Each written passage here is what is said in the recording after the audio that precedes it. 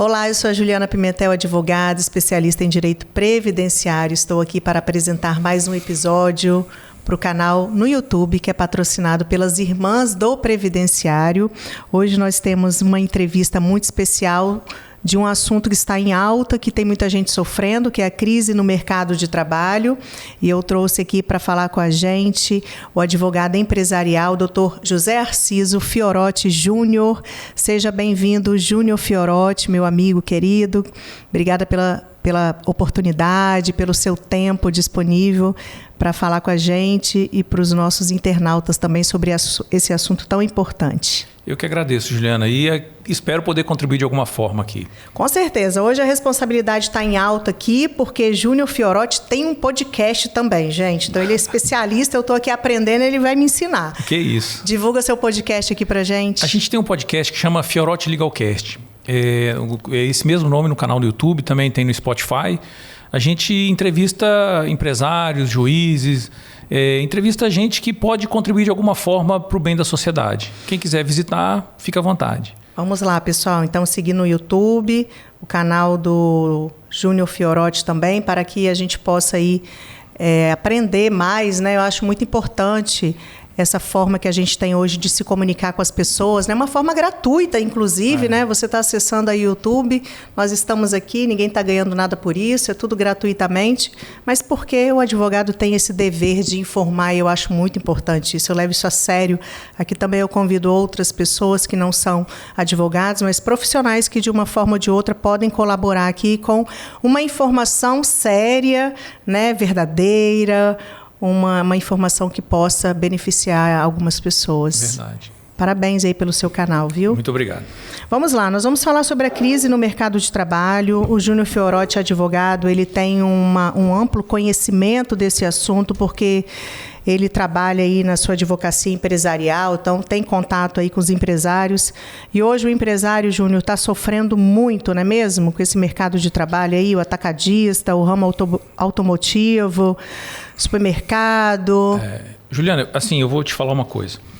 Hoje, no Brasil, a gente aqui advoga para alguns setores específicos. A ACAPES, que é a Associação Capixaba de Supermercado, então você pega todos os supermercados, desde o pequeno supermercado, o médio e o grande supermercado. A gente advoga muito para o ramo automotivo, para concessionárias, advoga muito para o ramo siderúrgico e para os atacadistas. Então, assim, que é o Sincades, que é um sindicato dos atacadistas no Espírito Santo. Então, a gente consegue entender várias situações, não só de um setor. E aí, quando todos os setores reclamam de algum problema e comum do mesmo problema, você fala assim, opa, tem alguma coisa aí que não está no eixo, que está errada. E essa questão hoje da contratação, você imagina o seguinte, todos os setores que a gente advoga, seja supermercado, atacado, ramo automotivo, tem vagas abertas que não conseguem ser preenchidas. Isso é fato. Tem um supermercado, que é o Supermercado Perim de Guarapari, que fez uma loja maravilhosa, a Dailton investiu milhões lá agora, inaugurou tem pouco tempo, né, não tem um ano.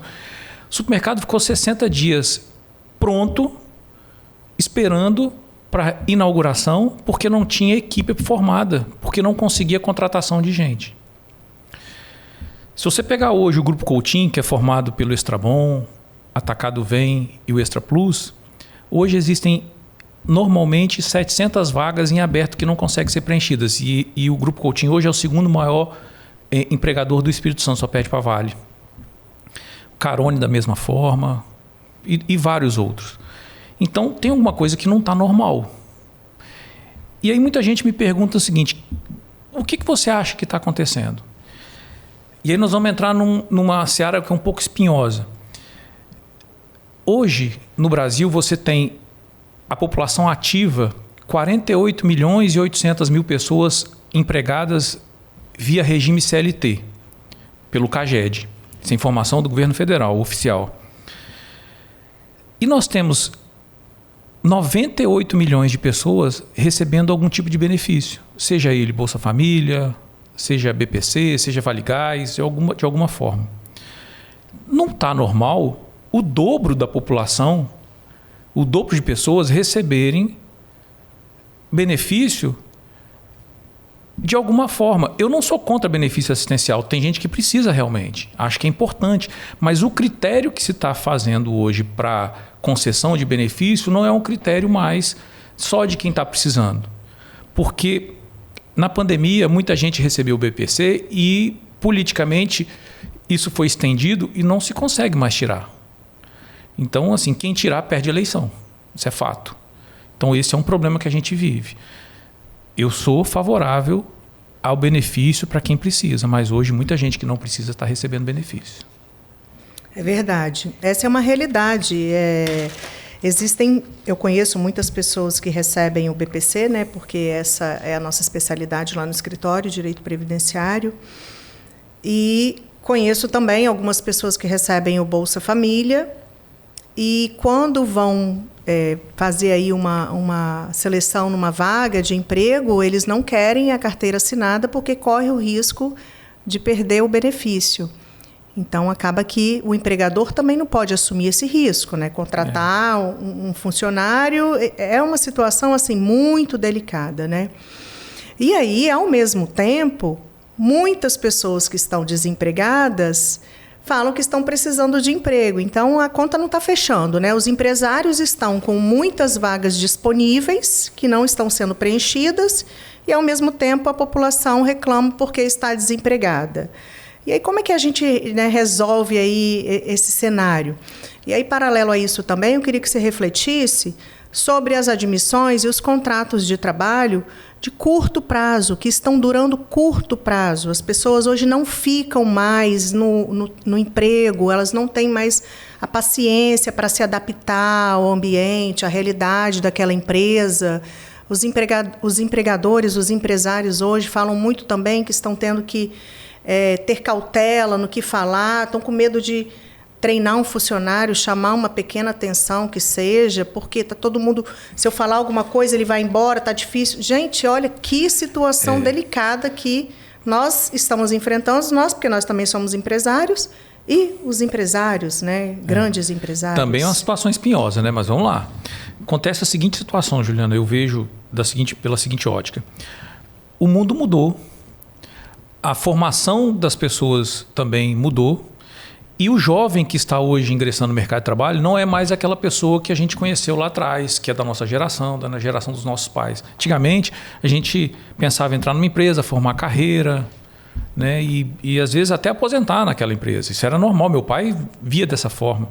Eu já não vi dessa forma. E a população agora que está chegando, essa geração nova, vê menos ainda. A população nova não quer se agregar uma empresa e ficar com o tempo dela limitado naquela empresa. Ele quer liberdade, o jovem hoje quer liberdade. E isso por vários motivos e vários fatores, a internet fez isso, até porque como é que você pega um jovem hoje e um cantor de funk, não que eu nada contra, mas um cantor, um influenciador digital fazendo mídia, ganhando dinheiro, passeando na praia, passeando em viagem aquela vida maravilhosa. Ele fala assim, por que eu não posso ter essa vida também? Então ele não quer ter aquela carreira que ele tinha, que as pessoas tinham antigamente, pensamento. E aí, o que acontece? As pessoas estão tendo um problema para contratar também esse jovem, porque esse jovem não quer assumir um horário de trabalho de 8 às 18, de segunda a sexta ou segunda a sábado, que seja, e não querem ficar vinculados àquela empresa. Querem trabalhar como profissionais liberais hoje. Por isso que você vê muita gente como Uber, muita gente como fazendo bicos e fazendo trabalhos que não são vinculados a uma empresa só. Acho que isso é ruim? Não sei. Isso faz com que as empresas que queiram contratar com o CLT tenham mais dificuldade. Mas uma coisa que você fala aí do contrato de trabalho, outro dia eu estava conversando com o juiz do trabalho aqui de Vitória, e ele me falou o seguinte, que raramente ele pega hoje, na primeira audiência, quando a empresa apresenta a contestação, que tem aquela questão da preliminar dos 5 anos. Da prescrição quinquenal. Por quê? Porque a empresa tem que alegar os 5 anos, quando o contrato de trabalho é maior do que 5 anos, é mais extenso, porque só vale os últimos 5 anos. Por que isso? Porque, normalmente, as pessoas não estão ficando na empresa mais do que 5 anos hoje. Então não precisa alegar mais isso. Aí eu falo assim, isso tem uma coisa que também está fora do eixo. Não é normal uma empresa ter essa rotatividade muito grande. Às vezes é problema da empresa? Pode ser, mas normalmente tem acontecido também das pessoas não quererem mais ficar muito tempo na empresa. E aí é aquela questão da pirâmide de Maslow, né? Não é só o salário que importa, você tem que ter as necessidades fisiológicas respeitadas e outras situações. E aí você falou da questão de algumas coisas poderem não. Hoje você tem a NR1, que você tem as questões dos riscos psicossociais vinculados ao trabalho, que ela é extremamente abrangente. E aí você tem a questão do assédio moral, assédio sexual, do burnout.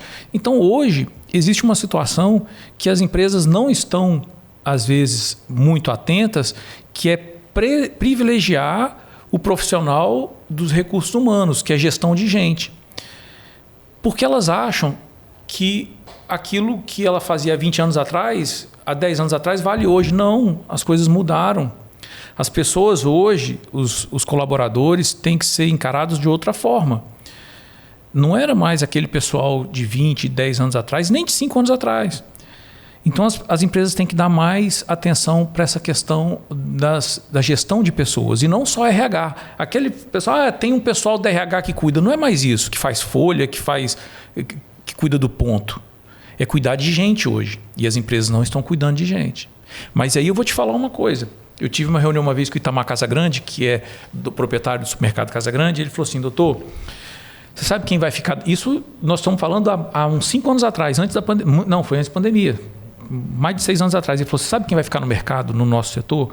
Os grandes e os bem pequenos. Os médios vão desaparecer. Os grandes vão comprar os médios. Aí eu falei: Itamar, isso não vai acontecer. Ele falou assim: vai. Olha a visão de quem tem experiência no mercado. Ele falou assim: por que está vindo tanta regra trabalhista que a gente não vai conseguir contratar? Isso lá antes da pandemia. Ele já via esse cenário sendo desenhado. Eu falei assim: mas por quê? Ele falou assim: imagina o seguinte, quem é pequenininho, fiscalização não vai no cara que tem 1, 2, 3 funcionários, que trabalha com a família. Ele vai contratar sem carteira assinada. Quem estiver recebendo Bolsa Família, ele vai contratar. Não vai assinar carteira. Fiscalização não vai na periferia. Essa é a verdade. Quem é médio está no olho do furacão. A pessoa vai lá, vai ser fiscalizada. Ele não consegue cumprir tudo. Porque ele não consegue ter um médico do trabalho, ele não consegue ter um técnico do trabalho, ele tem que ter isso terceirizado, ele não consegue fazer aquela gestão de pessoas do jeito que deveria. E o grande consegue, porque ele ganha em escala. Então, quem vai ficar no mercado é o grande e o pequeno. O médio vai sair do mercado. Eu naquela época não acreditei, mas hoje você sabe que eu estou vendo isso acontecer. Grandes redes comprando as redes médias aqui, inclusive. BH veio e comprou. O próprio Grupo Coutinho Estrabon vem comprando redes médias. E isso é uma coisa que vem acontecendo no nosso estado e acontece no Brasil como um todo. É uma verdade. É uma verdade mesmo, Fiorotti. Inclusive, hoje pela manhã também eu tive uma reunião com um especialista em RH buscando aí aperfeiçoamento para o meu escritório, que tem 12 funcionários. Uhum. Então, você imagina uma rede grande de supermercado e etc. Hoje, o setor financeiro, RH que a gente tem nas nossas empresas, que às vezes é gerido aí por um dos sócios ou um funcionário para pagamento e recebimento de conta, já não funciona mais. Hoje, as empresas, tanto, na minha opinião, pequenas, porque você está tratando com gente, e gente pode dar problema, e gente dá problema, precisa ser um profissional mais gabaritado, que possa estudar, que possa aí ter as técnicas, né, desenvolvidas ou a desenvolver para cuidar desses setores, financeiro, RH principalmente, admissão, demissão. E a exigência está muito maior, né, para os empresários. Eu vejo que alguns empresários reclamam que as demandas na Justiça do Trabalho têm aumentado muito. E aí eu digo o seguinte: lógico, alguns problemas são estruturais, mas alguns problemas partem de dentro da própria empresa. Porque a empresa tem que coibir determinadas situações de assédio moral e assédio sexual, que é o que realmente a gente tem visto crescer muito. Essas ações cresceram muito na Justiça do Trabalho, em todos os setores, e todos os supermercados, todas as empresas que a gente atua têm reclamado disso.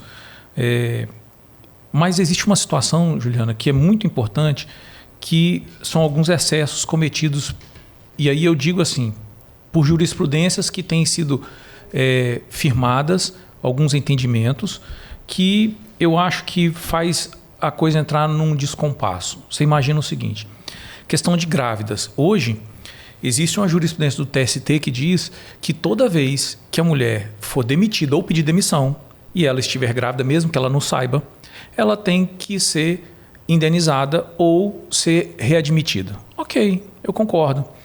Só que o que a jurisprudência extrapolou? Ela disse o seguinte, que se a mulher não quiser voltar para o posto de trabalho, mesmo que esse posto de trabalho seja oferecido pela empresa, ela vai receber a indenização substitutiva. Então, o que a gente tem visto muitas vezes acontecer é que a pessoa engravida, sabe que está grávida, pede demissão, isso é fato, e a empresa, ela comunica a empresa fala assim, seu posto de trabalho está aqui, então vamos te readmitir. Ela fala, não quero readmissão, eu quero a indenização substitutiva. E a justiça concede. E aí existem empresas de marketing contratadas por escritórios de advocacia que fazem a defesa de reclamantes para fazer os leads, que são as captações dessas grávidas. Isso é fato também. Que acontece de advogados. Olha, se você aconteceu isso, aconteceu aquilo, pode nos procurar. E isso é fato que acontece também. A gente vê isso na rede social. O que acontece hoje é que esses tipos de excessos fazem com que as pessoas queiram se aproveitar de certas determinadas decisões. A decisão é importante, é válida, é beneficiar a criança, o nascituro, mas cria uma distorção da realidade que a gente vive hoje. Sim, são muitos os desafios que os empresários hoje precisam ultrapassar, né? E aí, sobre essa questão do assédio, eu também advogo na área trabalhista e vejo também alguns excessos, realmente, como você disse. E a gente não pode esquecer, né, principalmente os julgadores desses processos de assédio e tudo mais, que tudo depende de provas, né? Então, o funcionário também precisa fazer a prova desse assédio, porque hoje, como eu te falei, o que a gente escuta dos empresários é que hoje você não pode chamar uma atenção de um colaborador seu, de cobrar uma agenda cumprida, de cobrar um determinado trabalho que não foi executado, porque tudo hoje é assédio. Então, isso precisa ser cuidado também, porque tem muitas empresas sendo prejudicadas por conta disso. E eu não estou defendendo a empresa, não, porque eu advogo mais para reclamante também. Mas é porque a NR1... tem que ter honestidade e lealdade nesse discurso. É porque a NR1, que trata dos riscos psicossociais decorrentes do trabalho, ela identifica o seguinte: esse assédio por conta de cobranças acima do normal é considerado um risco. A exigência para bater metas, às vezes impossíveis de se bater metas, é encaixada também nesse risco. E você fala assim, é muito subjetivo, entendeu? Vai de caso a caso.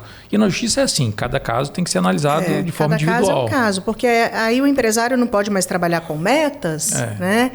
Qual, exemplo, uma equipe de vendas de uma empresa, qual vendedor que não trabalha com metas? Sempre trabalharam, então e agora tem, o que então, se identifica tem que buscar um equilíbrio, né? São metas inexequíveis, às vezes, né? Exatamente. Porque às vezes acontece, a pessoa bate a meta, aí fala, então você bateu a meta, para o mês que vem, bate a meta. Toda vez que ele bate a meta é alavancada. Então, isso tudo tem que ser analisado também, né? É verdade, com certeza.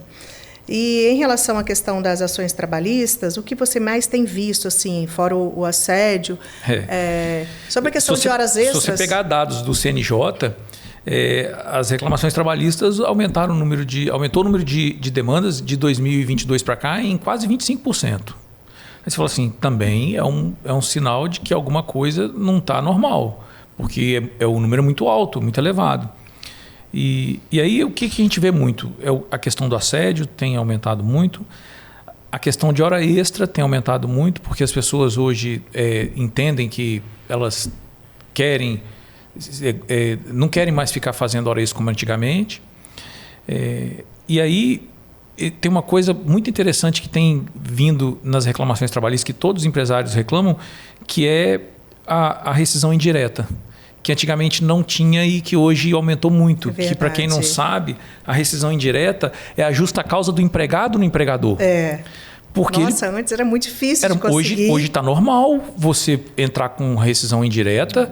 E aí o empregador, quando recebe, ele fica meio que atônito, porque ele fala assim, a pessoa está trabalhando e entra com a reclamação me dando justa causa. Eu falei, é justamente isso. Porque às vezes a empresa ele não está cumprindo determinados deveres que deve cumprir e cláusulas contratuais do contrato de trabalho. Entendeu? Por isso que é importante, no caso de descumprimento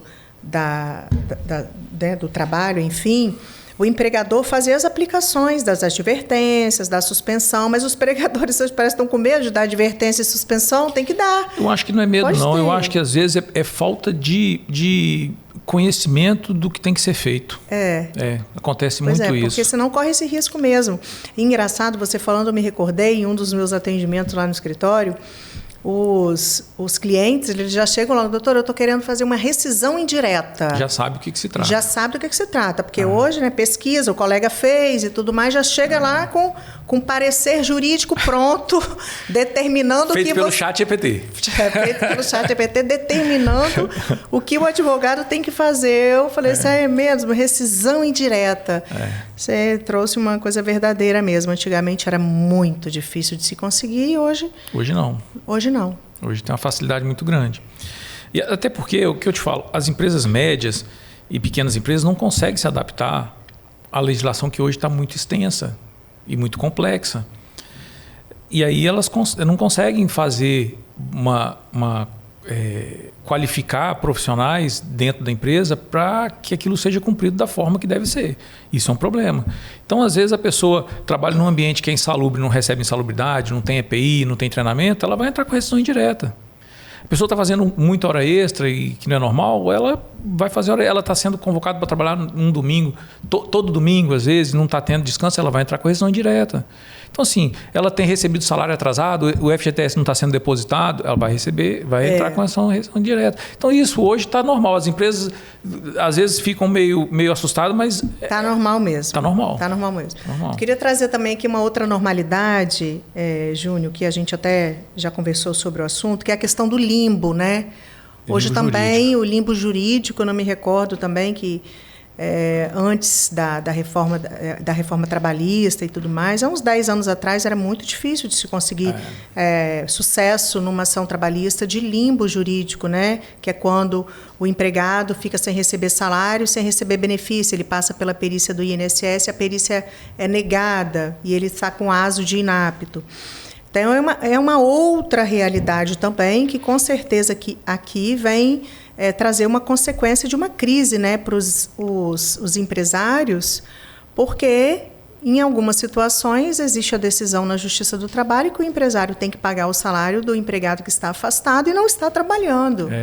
O grande problema é que ele às vezes vai para o INSS, a perícia do INSS ela é muito rigorosa e a gente sabe que o INSS tende a negar muita coisa.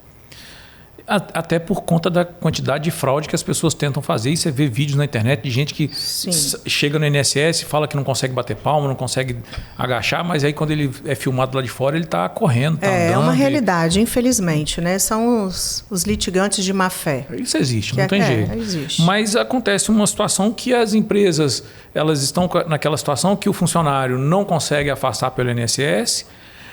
O INSS fala que ele tem que retornar, o médico do trabalho fala que ele não está apto e aí fica aquela situação, quem vai pagar o salário? Hoje o empregador está pagando o salário.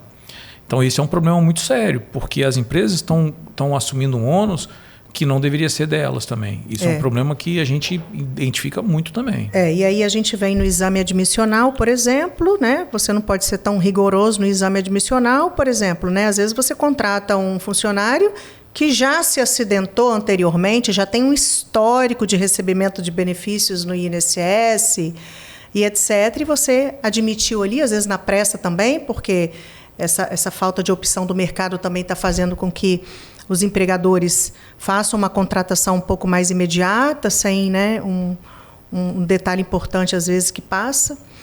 E aí você contrata um funcionário já doente, já enfermo e não sabia, né?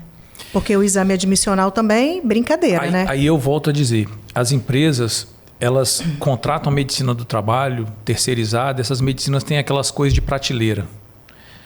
Então vai lá para cumprir tabela, para fazer o ASO, para fazer o exame de admissional, e às vezes não tem um critério na hora da contratação. O grande problema está na contratação também. Você falou uma verdade. E aí você pega essas empresas de medicina do trabalho, não estou falando que todas são assim, mas algumas são, que tem aquela situação pronta. Antigamente era o PCMSO e hoje é o PGR, que já tem pronto. Só que o PGR não pode ser pronto para determinada empresa, para determinada empresa é outro, tem que fazer análise, tem que ir no local, medir questão de barulho, tem que ver se tem algum local insalubre, questão de iluminação, e as empresas às vezes não vão, tá? Isso é feito assim, eu preciso de um PGR para a empresa de tal setor, já tem pronto. Não pode ser dessa forma. É engraçado, né, que esses profissionais recebem, né, para isso, né? Eles são pagos e aí faz um péssimo trabalho e causa um prejuízo. A empresa é culpada também, porque às vezes quer contratar uma medicina do trabalho barata. Quer contratar o que tem já pronto para cumprir tabela, para que a fiscalização, quando chegar, eu tenho PGR? Tem PGR. Tenho isso, tem aquilo. Mas não é, às vezes, a realidade. Aí quando a pessoa entra na Justiça do Trabalho, alegando insalubridade, vai fazer a perícia, dá diferente do PGR e da insalubridade. Mas por que no PGR não deu aqui deu? Deu porque a sua realidade é essa, de ter insalubridade realmente, entende? Então, assim, eu falo que o empresário ele não pode deixar de lado, não pode deixar em segundo plano a questão trabalhista hoje dentro da empresa dele. Não pode mesmo. Porque é um passivo oculto que na hora que ele aparece, às vezes é muito grande. É verdade, é uma verdade. E voltando ao assunto das contratações, que a gente tem visto aí muitas pessoas sofrerem, né? Essas contratações que o empregado fica pouco tempo na empresa. Eu conheço uma situação de uma empresa que está passando por uma experiência de contratação, que o funcionário não fica um dia, fica uma semana, fica um mês, vai embora, enfim. E aí eu fui pedir orientação para uma pessoa especialista e a pessoa falou que as pessoas mudaram muito, né? Que eu queria orientar esse cliente. As pessoas mudaram muito, que as pessoas hoje não têm mais compromisso com o trabalho, compromisso com o que faz. Nossa, isso assim me chocou absurdamente. Eu falei, meu Deus do céu, como, gente, que a gente vai acreditar hoje no ser humano? Eu sou um tipo de pessoa que eu acredito no ser humano. Vou ter que jogar por terra isso. O que você pensa sobre isso? Isso é uma verdade? As pessoas Juliana, mudaram. É uma verdade. As pessoas não têm mais compromisso. São valores. Mas, assim, pessoas que tinham compromisso não têm mais hoje? Mas aí é questão de valor. Você imagina o seguinte. Uma demanda recorrente que a gente vê em várias empresas é a questão do atestado falso. E aí você fala assim, eu vejo pessoal de gestão de pessoas falando de atestado falso. Quando ela pega atestado falso, qual é a orientação? Ela tem que ir lá no médico que possivelmente teria dado aquele atestado e pedir para, no verso do atestado, ele certificar que aquele atestado não foi do punho dele, que não foi ele que deu. Porque essa é a forma de você aplicar uma justa causa e, inclusive, iniciar um processo criminal, porque as empresas algumas têm feito isso hoje. E aí os profissionais de recursos humanos e de gestão de pessoas têm dito o seguinte, que quando vai chamar o empregado para falar, olha aqui, esse atestado é falso, está atestado no verso, eles olham com a mesma cara e, sabe, não ficam chocados, é como se fosse cara de paisagem. A normalidade da coisa. Então, isso é questão de inversão de valores. Isso aí é justa causa na hora. Na hora. Agora, a grande situação hoje é que não é só atestado falso. Você sabe que tem hoje atestado, porque o que acontece? Outro dia eu tive uma pessoa que é dono de um supermercado que fez um teste. Tem uma empresa que faz atendimento online, de consulta online. Sim, tem. E aí ele pediu um funcionário dele para poder fazer uma consulta online dentro do supermercado. Ele estava num ambiente e ele testou o serviço da seguinte forma. Ele falou que estava com muita dor, que precisava, não conseguia trabalhar. O médico deu um atestado de 2 dias para ele. Ele não tinha dor nenhuma, não tinha nada. Não teve um exame físico, não teve um exame in loco, não teve nada. E o atestado chegou no WhatsApp dele. 10 minutos depois que a consulta terminou. Absurdo isso. Aí eu falo assim, o atestado é falso? Não, não é falso. A situação não é verídica. Nossa, situação. que situação. Mas aí você fala assim, aonde a gente vai chegar? Onde a gente vai chegar? Não, hoje é uma dor de cabeça, uma dor de barriga, testar de 2, 3 dias, no mínimo. E as pessoas estão fazendo isso. E aí eu queria perguntar para você o seguinte, Júnior Fiorotti, em relação à questão do falso atestado médico. Você orienta todos os seus clientes empresários a se certificarem se o atestado que o empregado entrega é verdadeiro ou é falso, ou são situações específicas? Não, as pessoas do recurso humano das empresas, normalmente elas sabem já qual é o atestado falso ou não. Por quê? Porque existe uma recorrência daquele funcionário apresentar atestado e às vezes a pessoa sabe que aquela pessoa realmente tem um problema. Então, às vezes é o mesmo médico que atendeu, já sabe que está fazendo um tratamento, então isso é normal. Nem todos são, mas existe situação que você sabe. E aí tem uma empresa muito interessante, que eu não vou falar o nome, mas o que ela faz? Quando a pessoa apresenta o atestado, ela às vezes acha que aquilo é falso, ela vai buscar em rede social da pessoa ou de familiares o que a pessoa estava fazendo. Aí às vezes ele pega a pessoa em festa, em show, no dia que ele estava atestado. Não quer dizer que ele não pode ir num show, no atestado, mas ele sabe que aquele é uma atestado, contradição, né? Mas a pessoa, tudo bem, mas a pessoa não é normal, a pessoa com atestado ir num show, ir numa festa, mas tudo bem, pode até questão, dependendo da situação, ir. Mas ela investiga, e ela vai investigar o atestado, às vezes é falso. E aí ela toma providência, entendeu? Não tem jeito, isso é fato. Gente, cada situação, né? Como diz o ditado, até Deus duvida, né? Que acontece, né? Isso tem acontecido muito. E aí, eu queria perguntar para você, para a gente já ir aí finalizando, sobre, na sua opinião, sobre a legislação trabalhista atual. Se ela está preparada para enfrentar essa crise no mercado, se você acha que tem que ter alguma reforma trabalhista. Juliana, nós tivemos uma reforma. E aí, outra reforma, né? Foi em 2017. Né? 2017. De lá para cá, as coisas vêm se assentando, a jurisprudência vem se consolidando de alguma forma. Nós temos aí no STF parada a questão da pejotização. Então, assim, a questão de quem tem contrato de trabalho de PJ está suspenso, porque se tem vínculo ou não tem vínculo, isso vai ser uma situação. Como, por exemplo, os Uber, né? Os motoristas de mas não falo nem de um motorista de Uber, que isso tem sido bastante decidido. Eu falo da pessoa que contrata um profissional para dentro da empresa dela, para uma determinada tarefa, e a fiscalização do trabalho ainda entende que teria que ser CLT, mas a pessoa tem um contrato, é um PJ, e isso na justiça está suspenso, e várias ações estão suspensas por conta disso. Agora, o que acontece é o seguinte, é que a legislação ela é boa. Às vezes a interpretação da legislação que não é boa, como o caso das grávidas. A legislação é boa. Ou casos distorcidos. Distorcidos. A legislação no Brasil ela não é ruim. O que nós temos visto é agora essa questão da escala 5x2. O projeto da deputada Érica Hilton era de 4x3. E eu acho que ela colocou 4x3 para passar o 5x2, porque é numa negociação, né? Você bota 4x3 para falar 4x3 não, então 5x2 vão aceitar.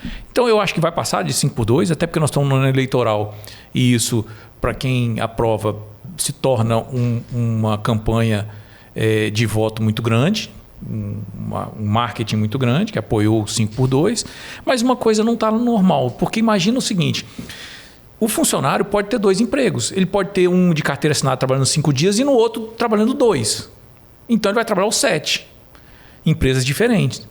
Então, se tivesse que proibir e era para descansar, ele falou assim: você só pode trabalhar 5, não pode trabalhar os outros 2. Mas não, ele vai poder trabalhar 7. E certamente todos vão trabalhar 7 dias. E quem trabalha 5 vai fazer bico ou vai trabalhar de autônomo nos outros 2, ou não, como acontece muito hoje. Inclusive, quem recebe Bolsa Família e BPC fazer trabalho autônomo, que eu não estou criticando, acho que pode fazer. Mas eu estou falando que existe essa situação hoje, entende? A questão do trabalho ao domingo, supermercado, em novembro, foi feita a convenção coletiva com sindicomerciários, FEComércio, e nós votamos para fechamento ao domingo. Nós fizemos uma assembleia na ACAPES e os supermercados, tiveram 3 supermercados que votaram contra o fechamento ao domingo. A grande maioria votou a favor do fechamento ao domingo. Sabe por quê? Porque nós estamos com um problema de mão de obra, nós temos um problema hoje que a escala de 5x2 já era prevista que poderia passar, e aí pode passar. E nós temos um problema no domingo, quando o supermercado escala os funcionários para trabalhar, ele escala numa loja, normalmente uma loja de porte médio, precisa de 60 pessoas trabalhando numa loja. Uma loja média para média, porque uma grande 120, uma pequena às vezes 20. 60 pessoas. Das 60 apareciam 20, 25, menos da metade das pessoas. E aí a gente abria uma loja com 8 check-out, abria com 2, 3, não conseguia atender. Então, fechar o domingo foi uma maneira de tentar atender melhor a população, inclusive. Porque no domingo existia uma falta de mão de obra e a população não era atendida como devia. Então, assim, existe uma situação hoje do fechamento ao domingo. Isso aconteceu no passado aqui no Espírito Santo, depois voltou e hoje nós estamos, isso vale até por um ano, depois nós vamos avaliar com os sindicomerciários se isso vai se estender, mas o supermercado hoje, fechado ao domingo, é uma situação que beneficia tanto o empregado, porque ele tem um domingo de folga e ele pode fazer o que ele quiser, quanto a empresa no domingo pode fazer uma manutenção, um controle de estoque no domingo, que o trabalho interno pode, ele não está aberto ao público, ele não pode abrir o público, e a questão da falta do funcionário foi resolvida. É isso, Júnior. Vamos então finalizando aqui o nosso podcast, agradecendo muito a sua participação. Crise no mercado de trabalho é uma realidade, estamos aí para enfrentar, né? Nós como advogados, orientando aí os nossos clientes, você, seus empresários, eu, meus reclamantes também, mas com o pé no freio. Pode ter certeza que eu sou uma advogada também que já tive muita experiência na área empresarial também trabalhista, nos escritórios que eu trabalhei. Então, tenho muita consciência em relação a isso, sabe? Uhum. Eu acho que, a depender de uma demanda trabalhista, ela coloca em risco aí, com certeza, a vida do empresário, a empresa dele, e que os advogados trabalhistas possam aí se curvar e desistir absolutamente de demandas aventureiras, né? Que sejam aí desprovidas de prova, esses casos distorcidos, que a gente possa ficar muito atento a essas situações, que realmente isso aí é algo que prejudica muito, né? Verdade. Empreender no Brasil não é fácil. Não só pela legislação trabalhista, mas pela legislação tributária também. Porque as pessoas dizem que a reforma tributária veio para simplificar. Não veio para simplificar. Não veio para reduzir carga tributária. Isso é uma falácia, isso é uma mentira. Ela veio para aumentar a carga tributária. Sim, é verdade. Não existe diminuição de carga tributária com a reforma tributária. E esses dois pilares hoje, que é a tributária e a trabalhista, engessam muito quem quer investir no Brasil. Você imagina, Juliana, que se para demitir você tem que pagar 40% de multa, você tem que pagar várias situações de indenização, que todo mundo sabe que tem, a pessoa para contratar, ela pensa 2, 3 vezes. Ela às vezes precisa do profissional, mas ela fala assim, será que eu vou realmente contratar? Porque para demitir é muito caro. Então, hoje, por que muita gente não contrata? Porque para demitir é muito caro. É muito caro mesmo. Entendeu? Um funcionário hoje que possa receber aí líquido seus R$10 mil, vale para a empresa 20 mil. É 1,86, né? É 1,86. 1,86. Então, se a pessoa, ela 10 mil, seria 18.600, mais ou menos. Pois é. É muito caro. É muito caro. Muito caro. É um funcionário, é uma pessoa muito cara na empresa. O mínimo, né? Porque se você pega empresa que paga distribuição sobre dividendos, sobre lucro, tem algum outro tipo de benefício, dá um pouco mais, realmente, dá o dobro. É verdade. Então, podemos fechar assim, né? Empreender no Brasil é um grande desafio. É um grande desafio. É caro, mas estamos aí enfrentando esse desafio hoje, junto com os empresários, que o empresário de hoje está sofrendo muito. Essa é uma verdade, né, Júnior? Verdade. Tá bom. Muito obrigada pela sua participação aqui no nosso episódio, no nosso canal. Obrigada por ter trazido aqui para a gente informações muito importantes. Com certeza, todos que vão assistir vão se beneficiar do seu conhecimento. Eu que agradeço. Estou à disposição. Obrigada.